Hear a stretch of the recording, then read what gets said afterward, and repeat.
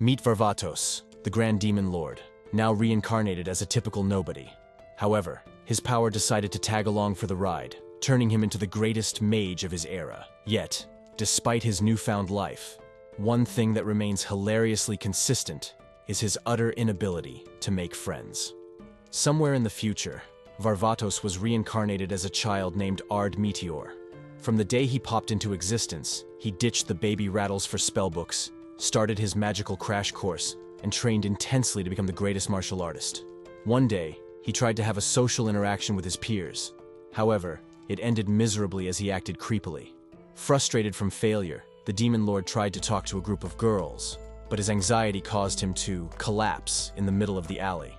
At dawn, he pondered on their doorstep, asking himself what to do. There, he met the village's mayor, Olhide. Ard opened up about his problem, asking him how to make friends. Olhide replied that everything would work well if his approach was kind and genuine. He immediately puts that into action by giving random kids empty compliments, making him creepier than before. While trying to vent his frustrations from failing, he meets a silver-haired girl named Irina. Irina, who has an anger issue herself, vented out his anger toward an innocent wolf, resulting in the wolf leaving its family for no reason.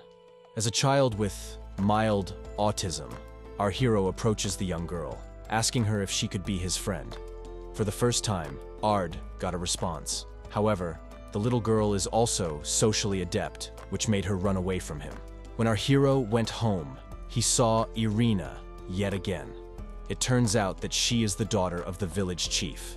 That made him conclude that everything must be fate. This fate? No way! Despite the ocean of rejection he receives from her, he stubbornly clings to her, hoping for a breeze of companionship.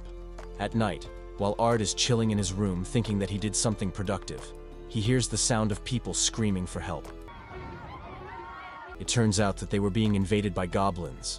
While his father and Olhide try to fend off the goblins, Olhide states that his daughter is still somewhere in the dark forest. So, Ard decided to take action by getting Irina by himself. He casually uses a lost spell to float up into the air, making his father and Olhide surprised by what they witnessed. Ard saw Irina's back against the wall against a squad of goblins. When Irina asked for help, he quickly annihilated the surrounding goblins. To assert dominance, he tried to give the goblins a chance to escape and change their ways. However, the stubborn goblins refuse, so he pulverizes them. He took advantage of a vulnerable girl to become his friend, to which, of course, Irina accepted. 10 years later, Irina turns out to be a hot chick and asks our hero to enroll in a magic academy with her. I was just thinking, let's join the Academy of Magic. Immediately, they went out to meet the academy's headmaster. The headmaster praised them, for they were the son and daughter of the 3 legendary heroes. That disappoints Ard as he wishes to live his life as a normie. But it turns out, his run-of-the-mill looking parents were influential. After they took the theoretical exam, Ard's anxiety went through the roof when he saw that he got a 0 on the exam. However, the headmaster tells him that his answers are too good, and are even better than the answer key. They became instant hotshots in the academy, as everyone asked to become their friend. You want to be my friend? While that is happening, they witness a succubus being bullied by 3 side characters. They ask the bully to stop his meticulous act. However, the bully states that it would only happen if he beats him in a duel. Our hero then heard a very familiar voice, and it was none other than Olivia, his advisor in his previous life. As an immature creature, Olivia agrees to let 2 teenagers proceed to kill each other in a duel. The bully summons a magical circle towards Ard. However, Ard takes the attack like a man. Frustrated, the bully made another attempt, but this time he called the spell Giga Flare. Our hero is unfazed by the attack. He realizes that the attack wasn't a Giga Flare at all, but rather an ordinary flare.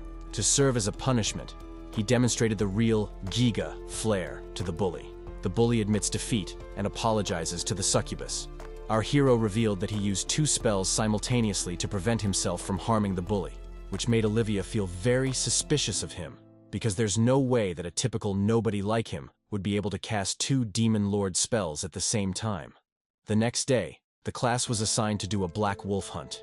Irina asks the same succubus, whose name is Ginnis, to partner with her along with Ard. Although she's hesitant at first due to feeling undeserving, with enough persuasion from the 2, she accepts. After hunting for a while, our hero decided to teach Ginny so she would never feel inferior ever again. However, he is adamant. He teaches her the magic spell that he created that won't require a lot of mana to activate. They got too excited because of that, resulting in them falling into a dungeon trap door. They found themselves in the dungeon's boss floor, where a minotaur was lurking. The two trembled from fear. However, Ard thinks that it is the perfect opportunity to demonstrate the skill and teach Ginny. He weakened the minotaur for Ginny to get the final blow. Ginny is skeptical about whether she can do it or not. However, her desire to be stronger is more powerful. With that, she finished off the floor boss. Everyone praises them for beating the minotaur. Meanwhile, the bullies ridicule the group, stating that as talented as our hero, his eyes on finding a good partner suck. To his surprise, Ginny punches the bully, telling him never to ridicule her friends. Simultaneously, Olivia became more suspicious, prompting him to go into the school's office as she wanted to tell her something. Inside the office, the headmaster begged our hero to participate in the upcoming battle event. As a capitalistic man, the principal would be able to gain funds if their academy were to win the event. Ard replied that he at least needed some time to think about it. Before he left, Olivia told him that she would be supporting him no matter what. As he walked in the hallway, the large melon succubus asked him to go on a date with her. Before he could give her a reply, the white-haired chick said that she wanted to join the date too. Me too!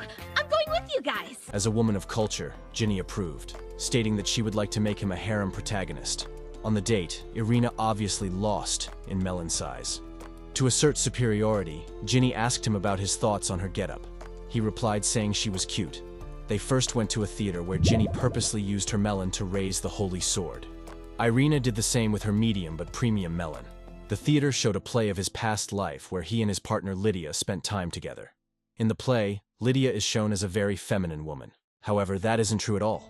After the play, Ginny's succubus instinct grew stronger each time she and Ard interacted. As they walked around, they encountered a group of shady-looking people planning to abduct the queen. The trio decided to tail the group and found themselves inside the town's canal. While they lurked around, they saw a giant magic circle written on the wall. That's when they realized that they were ensnared, and the gang of bandits cornered them from behind. The leader immediately tried to burn our hero alive.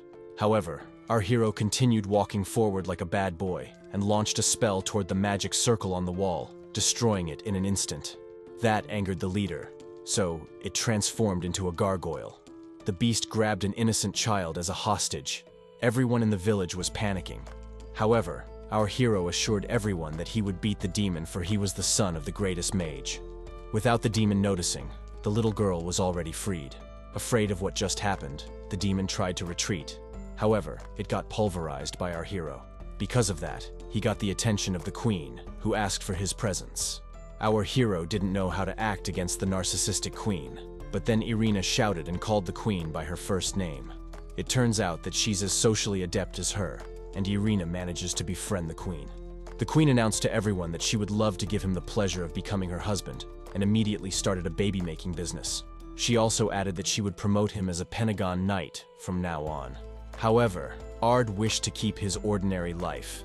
He insisted that rather than those extravagant rewards, it would be better to increase the school's budget instead. His wishes backfired. The queen just fell in love with him more, for being non-selfish. Meanwhile, the cult continued their wicked plan. But this time, they wanted to annihilate our hero. The next day, a traditional black-haired woman confessed to our hero. However, he rejected her, as she was not one of the show's main characters. The woman decided to settle the matter on her own by attempting to defile his body. However, Irina came to the rescue and prevented a reverse R scenario. Ard thanked Irina, but she ignored him like a strong, independent woman. While chilling inside his room, Ginny asked for Netflix and chilled while removing her plot armor. Nice. Our hero's Excalibur started rising as Ginny slowly approached him. Meanwhile, Irina realized that she had been unfair to him, so she decided to enter his room. But when she arrived, she saw him and Ginny about to do the deed. Irina pointed her finger at Ginny, stating that it was all her fault that he became a harem protagonist. The two's argument worsened to the point they started asking each other for a duel. As a Giga, Chad, our hero, asked them to kneel and apologize to each other. But then Professor Jessica entered the room without permission, stating that they should keep on arguing as the upcoming battle event was about to happen. And, if they did well in the event, a A chance would be given to Ard to become a professor while wearing a cool outfit. The two simps immediately accepted, ready to kill each other for the possession of his Excalibur. The event commentators turned out to be his parents and Olhide. Irina did well in the first round, eliminating her opponent with a single hit. Both Irina and Ginny kept on winning in the event until they faced each other in the grand finals.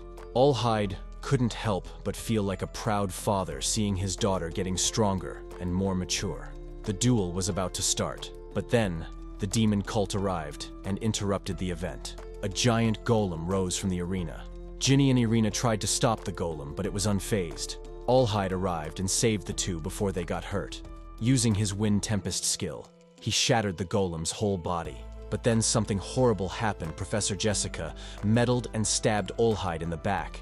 Jessica revealed her true identity, and her name was Elzard, the frenzied king of dragons, and she came to capture Irina.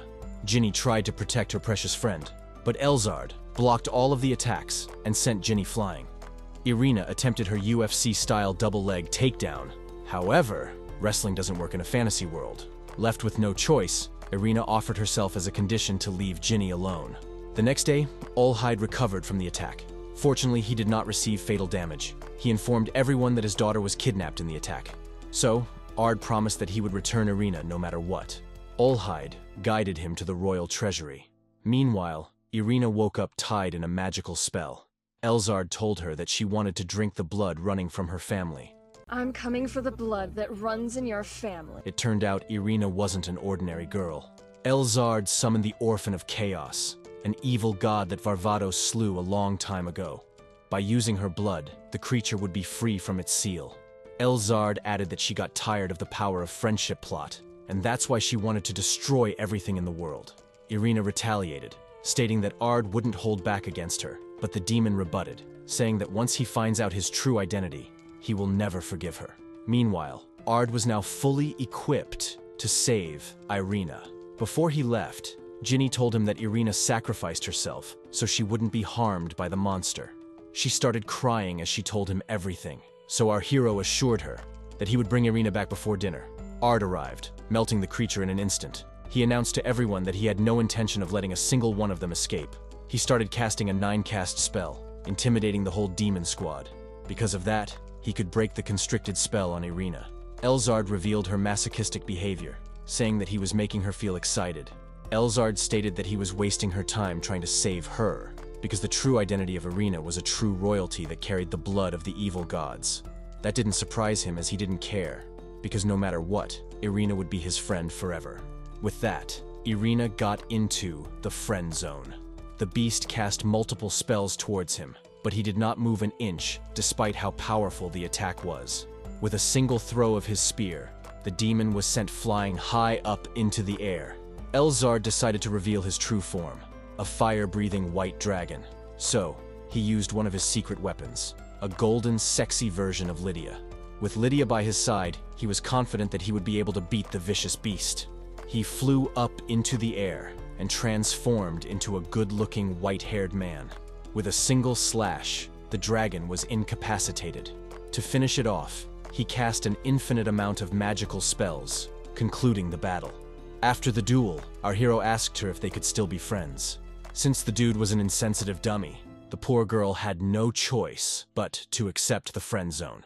That night, Irina promised herself that she would become stronger, no matter what. Elsewhere, we get to see a red-haired girl farming some XP. After slaying a beast, she says to herself that finally, she can protect her big sister Lydia. After exiting the dungeon, she is shocked to see that a lot has changed since she did her grind in the dungeon 3 years ago. While she's in an alley, trying to accept everything, a strange man approaches her, complimenting her that she was able to survive in a dungeon for 3,000 years. It turns out that a single year in a dungeon is equivalent to 1,000 years in human time. The man reveals that she was able to recognize her, for he is a servant of Varvatos. Hearing that, she asked Varvatos how he was doing. She was shocked when the masked man told her that Varvatos had died and he was reincarnated, but no one knew where and who he was now. Meanwhile, the con artist principal proposes yet another event. This time, he plans to host a school festival. He managed to pique the interest of our heroes, so he went to give the scroll he received to Ard, which is a threatening letter. The letter is telling them not to hold the festival, or else something bad will happen. Therefore, he is given a task to participate in the event play and patrol the whole school. The principal assures him that he won't be alone, for Olivia will join him on the patrol, which makes him feel more worried. When they went inside their classroom, a huge commotion was being held. It turns out that the petite red-haired girl whose name is Silie is making a ruckus. Olivia saw Silie creating trouble yet again, so she lectures her to shut her mouth. However, she saw Ard sighing, causing her to conclude that he is Varvatos. Hearing that boils Olivia's blood, so when Silie asks him for a duel, Olivia immediately confirms their match, and this time it will be a sword fight. But then, Irina intervened, telling her to get out for she was ruining their precious time. Silie sees a great resemblance to Lydia just by looking at her, so she asks her to become friends if she wins the duel. In the fight, our hero plans to lose, spectacularly, to avoid suspicions. However, his plan failed miserably because Silie became a more formidable opponent, forcing him to take her seriously.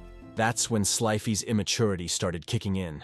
She started casting a powerful spell, putting every student in danger. Realizing she acted like a child, she started coping, telling everyone that Varvatos did much worse. She calmed down when Irina approached her and gave her a lecture, stating that she needed to apologize for all the wrongdoings. Inside the classroom, it was revealed that someone was stalking the group, and it was none other than the masked man from earlier. The day of the festival finally arrived. Ard, along with Irina and Olivia, stared at the Sword King tree where something special was said to be hidden underneath.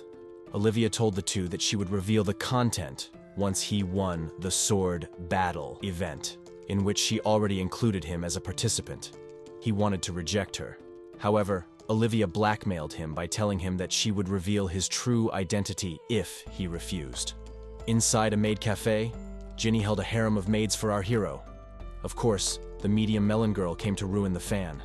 To compensate for her wrongdoings, Ginny made her wear a maid costume herself. The day of the sword fight event finally arrived, and Ard's chicks easily beat their opponents. Later on, the match between Ard and Olivia was held. He tried his best to hold back as he didn't want to gain attention from the others.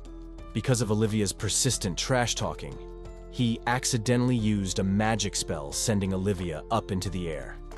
Now, it's time for Irina and Ginny to duel. The duel is very intense, but in the end, Irina wins the battle. Later on, the two were still arguing about who would get our hero's heart. Simultaneously, the masked man is still stalking them and tells himself that everything is going according to his plan, so it is time for him to commence the operation. After the festival play, the mysterious masked man approaches Silie yet again. Outside, Ginny is wondering why Silie disappeared. Silie then arrives and asks our hero if he wants to meet up with him at the Sword King tree after the match. As soon as the match starts, she knocks Irina out, making her the winner of the event. The moment they meet up at night, Silie's eyes start glowing, and she tells him that she will annihilate him. The tree suddenly glows, along with the sword she's carrying, which makes Ard feel an immediate sense of danger. It turns out that the sword she's holding is the sacred sword that was hiding under the tree. Silie then rushes forward to finish him off. Ard uses his best effort to escape as he wonders who brainwashed her. Is she brainwashed? It turns out that the masked man showed a memory of Varvatos, where he releases all of his magic to eliminate her. After playing a long cat-and-mouse game, Silie is able to slash Ard's back and knock him down. Although she's glad that he was able to punish him, she still feels lonely inside. Irina arrives to slap her to her senses, but the stubborn girl only tries to kill her. Ginny came to help Irina. However, it isn't enough to defeat Silie. Ard arrives with his white-haired form to stop her madness. Still, Silie is determined to behead him and rushes forward. Lydia's voice then prompts telling her to stop immediately. Enough, Sophie! That angers the masked man, so he knocks Silie down, telling her that she is worthless. Ard then quickly reacts to the situation and amputates the masked man's arm. The masked man tries to escape, however Ard blows him off harder than the Twin Towers. The golden spirit from Lydia manifests and tells Silie to live her life to the fullest so they can meet again one day. Please live your life to the fullest. We'll meet again one day. A few months later, the class went on a field trip. Time then suddenly stopped, and transported our heroes into a white void. A white-haired little boy popped up in the void. Ard asked for his identity, and the boy replied that calling him God was more appropriate. Our hero, who knew better, accepted his request and asked for his business with them. God stated that a being was upsetting both the future and the past world. So, he wanted our hero to annihilate that thing. When they woke up, they were in the middle of nowhere. They looked up into the sky and saw 2 moons, which made Ard conclude that they were transported to ancient times. He realized that they were inside Varvatos' era. Therefore, he must get an audience with the Demon Lord for them to make progress. But then, they encountered a Catwoman being chased by a giant scorpion. And when he blew up the scorpion, he heard a familiar voice thanking him. Thank you for saving my subordinate. It was none other than Professor Olivia. Olivia guided them to their village. She stated that she wanted our hero to join their army because different beings were invading the world. He accepted the proposal, with the condition that they must be enlisted as part of Verda's forces. The group arrived at Verda's research center. It turned out that he planned to protect his 2 chicks as Verda's place was always safe, or so he thought. The entire center blew up from Verda's ridiculous experiments. Ard revealed that they were from the future, which excited her as she was able to prove her theory that time travel does exist. Just then, Silie arrived along with Lydia. When Lydia saw Ginny's bazookas, she immediately asked her to join their squad. However, Ard stopped her perverted nature. This angered her, and she asked Ard for a duel. The duel lasted for a very long time until both of them became too excited and had no more energy to stand up. Amazed by his strength, Lydia asked him to join their army. He replied that he would join her if she allowed him to meet the Demon Lord. Lydia stated that his wishes would only come true if he was able to gain Varvatos' respect. Go accomplish something great, and then you'll be able to win his trust. A few weeks later, everyone was set to invade the opposing military. Silie immediately took the front line. They were doing well at first, but the enemy's general did a sneak attack on their backline. Our hero is unfazed. He knows that he plans to destroy the supply kits. The enemy general arrived at their supply area. However, Ard was there to defend it. In just a blink, he burned the general in an instant. Huh. I had another attack lined up too. Lydia was surprised at how easily he took down the general. Because of his achievement, she tells him that his accomplishment is enough to meet the Demon Lord. Finally, he was able to meet his former self. Varvatos tells him to follow him inside. Looking at Varvatos, he realizes how cold he is to Lydia. The trio starts calling him the Demon Lord, which Varvatos finds weird, as he is not the Demon Lord. At least in this time. Ard says that they were just trolling, so he doesn't need to think about it deeply. Inside Verda's research lab, she stated that someone must have altered the flow of their history. That's why God transported them back in time. She added that the Demon Lord that Varvatos stated before appeared 3 years ago, and even he struggles to beat the mysterious person. Lydia then arrived, telling him that he would be joining her on the front line. As they walk in the forest, Lydia reveals that they will be against the cursed king. His name is Mevelos, the Curse King. Who sends shivers down his spine. It turns out that he is the person who put a curse on Lydia, forcing him to end her life. However, his resolve is full. He promises himself that history will never repeat itself. When they arrived at the Cursed King's castle, everything was already in ruins, and a mysterious man beheaded the Cursed King. The instigator appears in the darkness and introduces himself as the Demon Lord. The man declared war against Varvatos' army and disappeared into the darkness. Immediately, the council held a meeting on what to do against the self-proclaimed Demon Lord. Varvatos remained composed, stating that he knew what to do against an immortal man like him. He quickly commanded the troops to prepare for readying his castle. Before they leave, Latima assures our hero that she will take care of Irina and Ginny, and pondered what would happen to his timeline now that they saved Lydia. The Demon Lord randomly pops up and tells him that everything will be different. The Demon Lord reveals his identity, and it turns out that the dude is himself. I am you, and you are me. What did he say? However, this version of Ard is more edgy, saying that everything he loves has been taken away from him. The edgy Ard stated that God transported him to save Lydia, and after he saves her, he must become the subject of hatred, so that Lydia will come to kill. Because for him, That is the only way to atone for his sins of not being able to save her. Dark Ard asks him to join him in his goal. However, the Golden Lydia tells him to not do anything stupid. The Demon Lord left, stating that he would give him a few more days to think about it. Infiltration Day had finally arrived, and our heroes easily got the flow of the battle. Meanwhile, our hero met up with the Demon Lord for his decision. He rejected his proposal, saying that wasn't Lydia's wish at all. That rejection angered the Demon Lord, forcing him to try to kill our hero. However, that won't be an easy feat for him, as Ard managed to hold himself down. The Demon Lord knew that their battle would be mundane, as it would only lead to a stale May. So, he revealed his grand plan. He sent a flank army for Ginny and Irina. Meanwhile, Irina and Ginny snuck into the depths of the Demon Lord's castle, where they saw the crystal that held the Demon Lord's soul. They tried to take it down. However, a constricting spell suddenly popped up. It was revealed that Latima was under the Demon Lord's command. The Demon Lord shows Ard what happened to the girl and asks him to surrender if he doesn't want to see them in agony. Latima told the girls that she too loves Lydia. That's why she needs to do this in order to save her. They could catch Latima off guard when they used the spell that Ard taught them before to free themselves. Latima summons a group of legendary monsters to finish off the stubborn girls. However, Lydia arrives and annihilates the monsters in an instant. She tells Latima to give up, but she refuses, telling her that this is the only way to save her from demise. Lydia easily slashes all of them and knocks Latima out. Latima exclaims that although she was glad they cared for her, this was the path she chose, and no one could take it away from her. Lydia shouts that her dream is to become a champion. I have lived my life as a champion, And die in a heroic manner. so I shall die as one too. Damn! She proceeds to shatter the crystal, removing the Demon Lord's immortality. In a time of desperation, the Demon Lord asks our hero yet again to join his cause. However, Ard rebuts, stating that his goal wasn't to save Lydia at all, but rather for his selfish goal to remove his feeling of guilt.